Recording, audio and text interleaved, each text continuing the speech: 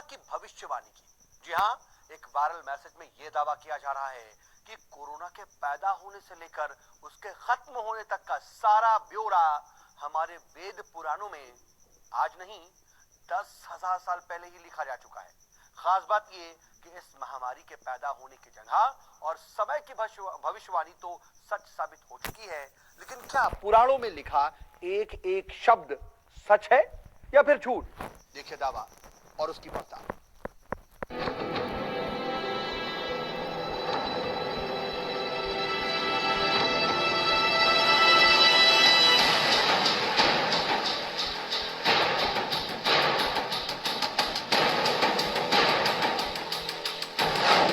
Corona का सूर्य ग्रहण से क्या रिश्ता है?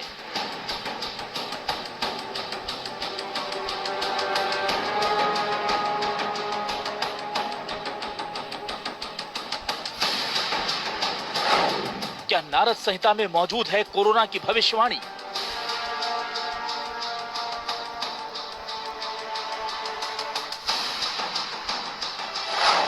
क्या वेदों में लिखा है कोरोना के खत्म होने का तय वक्त?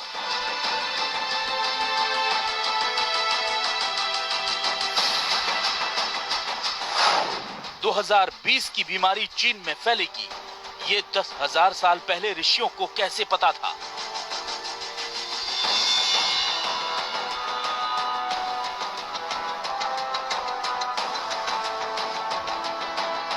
पूरी दुनिया के लिए पहली बन चुका कोरोना का कहर फैल रहा है। विश्व में 75 से ज्यादा देशों में कोरोना का संक्रमण है। 21वीं सदी का विज्ञान और अमेरिका, चीन जैसी महाशक्तियां इस बीमारी के आगे घुटने टेक चुकी है। हालात ये है कि किसी को समझ नहीं आ रहा कि इस बीमारी की वजह क्या है और ये कब तक लोगों की जान लेगी। दुनिया के हर मुल्क के वैज्ञानिक इस बीमारी से बचने के लिए दवा बनाने की जद्दोजहद कर रहे हैं, लेकिन कोई कामयाबी नजर नहीं आ रही। लेकिन एक वायरल मैसेज में दावा किया जा रहा है कि इस महामारी का पूरा ब्यौरा हमारे वेद पुराणों में दर्ज है। ये बीमारी दुनिया में किस दिन आएगी, कहां से आएगी, कितने दिनों तक लोगों का अपना शिकार बनाएगी और फिर ये कब खत्म होगी, हर सवाल का जवाब हमारे पुराणों में बेहद तसल्ली से दिया गया है। क्या भारतीय वेद पुराणों में पहले से दर्ज है?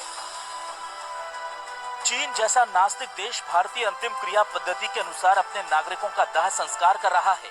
तकनीक में दुनिया का सर्वोच्च माने जाने वाला इजराइल जैसा देश हेलो छोड़कर भारतीय तरीके से नमस्कार करने को कह रहा है। पूरी दुनिया में भारतीय संस्कृति के वैज्ञानिक सम्मत होने के कई प्रमाण हैं और दुनिया के ज्यादातर देश इसे अपना भी रहे हैं, लेकिन इस बार जो दावा किया जा रहा है वो उससे कहीं आगे बढ़कर है। दुनिया की जिस बीमारी को समझने में किसी को सफलता नहीं मिल रही, वायरल मैसेज में दावा किया जा रहा है कि इस बीमारी के शुरू होने से लेकर खत्म होने तक की पूरी कहानी हमारे वेद पुराणों में 10,000 साल पहले से दर्ज है। 10,000 साल पहले ही हो गई थी कोरोना की भविष्यवाणी। पूर्व के एक देश से चंद्रग्रहण पर कोरोना के फैलने की भविष्यवाणी। नारद संहिता में मौजूद है कोरोना की भविष्यवाणी। पुराणों में भी इस बीमारी का साफ साफ जिक्र। कोरोना के खत्म होने की तारीख भी पुराणों में दर्ज। यहीं से हमारी पड़ताल शुरू हुई। इस वायरल मैसेज के दावे बेहद चौंकाने वाले थे। वायरल खबर में कोरोना के पैदा होने से लेकर इसके खत्म होने तक की जानकारी की बात कही गई थी। साथ ही साथ इसके सूर्य ग्रहण से खास संबंध होने का दावा भी था। कोरोना की भविष्यवाणी 10,000 साल पहले ही हो चुकी है। कोरोना की भविष्यवाणी नारद संहिता सहित कई पुराणों में दर्ज। धरती के किसी पूर्वी देश से कोरोना फैलने का दावा। 2019 के आखिरी सूर्य ग्रहण के दिन से बीमारी शुरू होने का दावा। बीमारी के खत्म होने की भी सटीक भविष्यवाणी का दावा।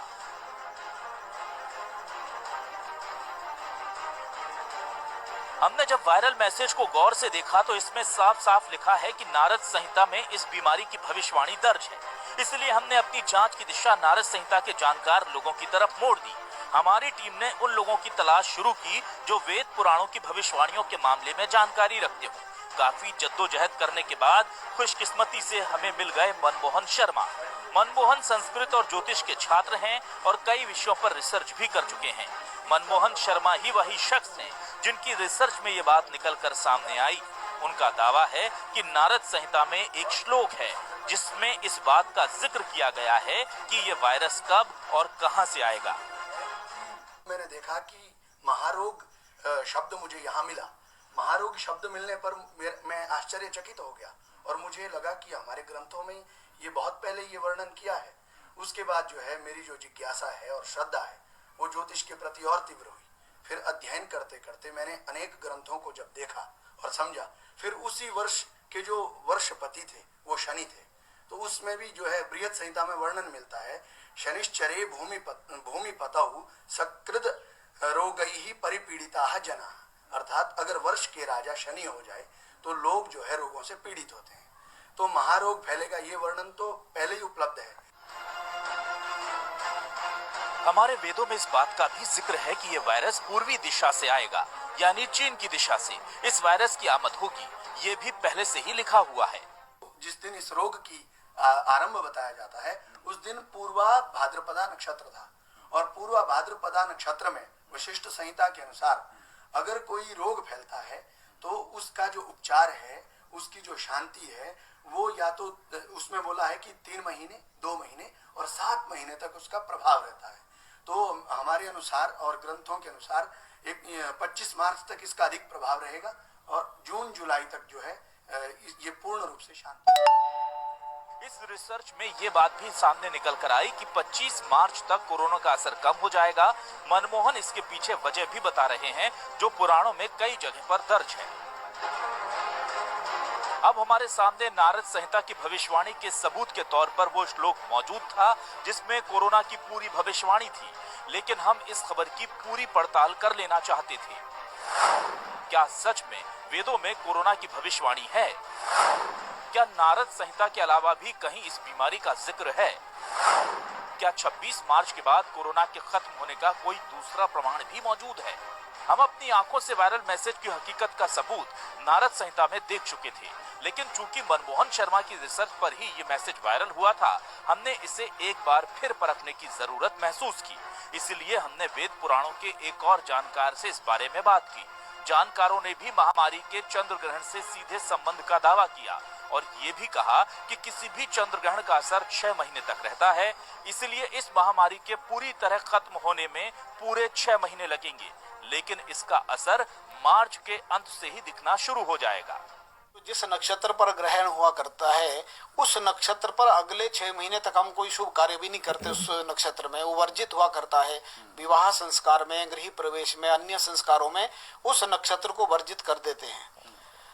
किंतु उसमें 2 कारण है, या तो 6 महीने तक वो आगे तक उसका फल रहेगा, उसका प्रभाव उस नक्षत्र पर रहेगा, या संवत्सर बदलने पर उसका प्रभाव कम हुआ करता है। तो मेरे ख्याल से संभवतः ये एक संभावना की जा सकती है कि 24 मार्च को संवत्सर बदलेगा, 25 तारीख से नया संवत शुरू होगा, तो ये प्रभाव जो है खत्म हो जाएगा। हैरानी वाली बात यह कि इस बार भी हमें लगभग वही बातें बताई गईं जो इससे पहले बताई गई थी। मतलब कोरोना ही नहीं बल्कि भविष्य की हर बड़ी घटना की भविष्यवाणी एकदम साफ साफ पुराणों में दर्ज होने की बात कही गई। लेकिन फिर भी हमने इस वायरल दावे की पड़ताल के लिए एक एलोपैथिक डॉक्टर से बात की। डॉक्टर का साफ कहना था कि इस भविष्यवाणी की सत्यता को लेकर वो कुछ नहीं कह सकते, लेकिन हैरानी इस बात की थी कि वो भी मान रहे हैं कि मार्च के महीने के खत्म होते होते इस बीमारी का प्रकोप खत्म होने लगेगा, क्योंकि अप्रैल से गर्मी बढ़ेगी और गर्मी और वेदों की भविष्यवाणी के सूर्य ग्रहण के गणित का एक सा होना महज संयोग नहीं हो सकता। आफ्टर 27-28 डिग्री सेल्सियस में भी ये वायरस नहीं रह सकते। तो this is one good thing, हमारे टेम्परेट कंट्री क्लाइमेट जहाँ होती है, अभी गर्मी आ जाए तो आई एम श्योर ये वायरसेस जो है पनप नहीं पाएंगे, जिसके लिए रूम टेम्परेचर चाहे ह्यूमिड, सिर्फ टेम्परेचर ह्यूमिड हो, और जैसे room temperature 18, 20, 22, 24 that's the best for them to grow. और virus have been growing and बड़े आराम से ग्रो करते हैं। अभी लेट भी 30 से ज़्यादा टेम्परेचर हो तो मेरे पूरा यकीन है कि ये टेम्परेचर नहीं इसमें रेजिस्ट नहीं कर पाएगा, will not be able to survive in this temperature. Viral message का सबूत परखने और जानकारों से मिलने के बाद हमें एक बात साफ समझ आ गई कि 10,000 साल पहले लिखे गए नारद संहिता में पूर्वी दिशा यानी चीन की तरफ से एक महामारी के फैलने की बात कही गई है। मार्च के अंत से वायरस के कमजोर पड़ने की बात का आज का विज्ञान भी समर्थन करता है।